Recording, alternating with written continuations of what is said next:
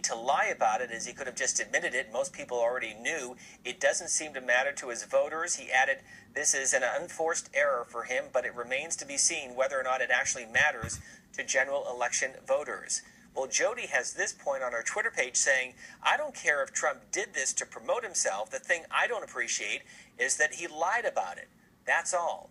Well, here's from Friday morning's Today Show and Savannah Guthrie, a question to Donald Trump, who joined them on the phone. Are you aware of the tape? Is it you? No, I don't think it. I don't know anything about it. You're telling me about it for the first time, and it doesn't sound like my voice at all. I have many, many people that are trying to imitate my voice, and you can imagine that. And this sounds like one of the scams, one of the many scams. Doesn't sound like me. The Post says that you acknowledged a couple decades ago that, in fact, that was you, but it was a joke. I don't think it was me. It doesn't sound like me. I don't know even what they're talking about. I have no idea. The Post also says this is something you did rather routinely, that you would call reporters and plant stories and say either you were John Miller or John Barron, but in fact it was actually you on the phone. Is that something you did with any regularity? No, and it was not me on the phone. It was not me on the phone. And it doesn't sound like me on the phone, I will tell you that. And it was not me on the phone.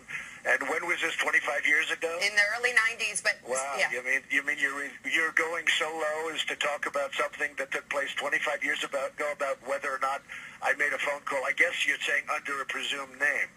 Yes, under a presumed name. Okay, the answer is no, and let's get on to more current subjects. I mean, I know it's wonderful for your listeners, but I think we have more important things to discuss. From NBC's Today Show on Friday, and Donald Trump denying that he is John Miller, and the New York Daily News, and Linda Stasi is writing about it as well. She says, does pretending to be John Miller or John Barron on stupid calls about supermodels, his split from Marla Maples and The Apprentice, make the Donald a liar who is unfit for the presidency? She says, quote, if we eliminated every politician who lied to us, we'd be down to Mother Teresa, and she's dead. Story from New York Daily News and the comments of Linda Stasi. Meanwhile, Hillary Clinton is the subject of an editorial this morning from the Weekly Standard. It's called The Hillary Myth, co-written by Bill Kristol, saying that the Hillary myth ignores her reputation for dishonesty and untrustworthiness since the public has caught her on dubious ethics and a penchant for lying. She lies when it's necessary and when it isn't. Her lies are so numerous and palpable that it takes 13 minutes for a new video to show even a fraction of them. In the past 2 weeks, she has lied about her stated intention to shut coal mines. She's lied in referring to the FBI's criminal investigation of her private email operations as, quote, a security review. Back to your calls on these recordings with Donald Trump and whether or not you think they matter. On the Republican line from Oklahoma, Mike, you're next. Good morning. Good morning to you.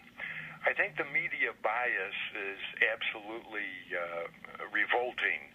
For example, take a look at the title that you're showing on your screen and what you just said. Quote, these recordings, end quote. To my knowledge, there's one recording, so it should be this recording. But that wouldn't make such a good title and wouldn't be so spectacular and show that you're against Trump. C-SPAN, you're supposed to be not biased. Please act that way. We need that here in America. Well, Mike, with all due respect, and we welcome your point of view, where's the bias? These recordings. What's the plural? Well, there's one recording.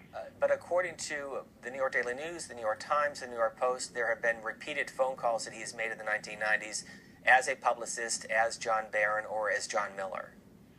That's reported. However, there's only one that's been played or made public. Believe me, if there were more that were there, they'd play them.